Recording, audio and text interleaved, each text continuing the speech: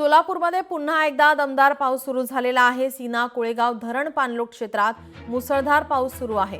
धरणातून सीना नदीत 50,000 क्युसेकने पाण्याचा विसर्ग होतोय।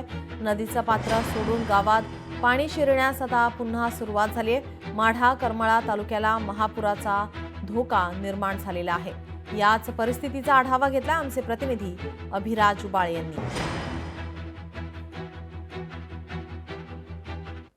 सीना कोळेगाव धरणाच्या पाणलोट क्षेत्रामध्ये मुसळधार पाऊस सुरू आहे। त्यामुळे सीना नदीमध्ये 50,000 क्युसेक्स वेगाने पाणी सोडलेलं आहे। यापूर्वी 4 दिवसापूर्वी सीना नदी काठच्या गावांमध्ये माढा असेल, करमाळा असेल या गावांमध्ये महापूर आला होता। तो कुठंतरी ओसरतोय नाही तोपर्यंतच पुन्हा एकदा 50,000 क्युसेक्स या ठिकाणी पाणी सोडण्यात आलेलं आहे। आपण आता माढा तालुक्यातील उंदरगाव या ठिकाणी आहोत। हा माढा आणि वैरागला बार्शी तालुक्यातील वैरागला जोडणारा पूल आहे। या पुलावर दुसऱ्यांदा पाणी आलेलं आहे। त्यामुळे हा पूल या ठिकाणी वाहतुकीसाठी बंद करण्यात आलेला आहे। करमाळा तालुक्यातील जवळपास 20 गावांना जोडणारे रस्ते हे बंद झालेले आहेत।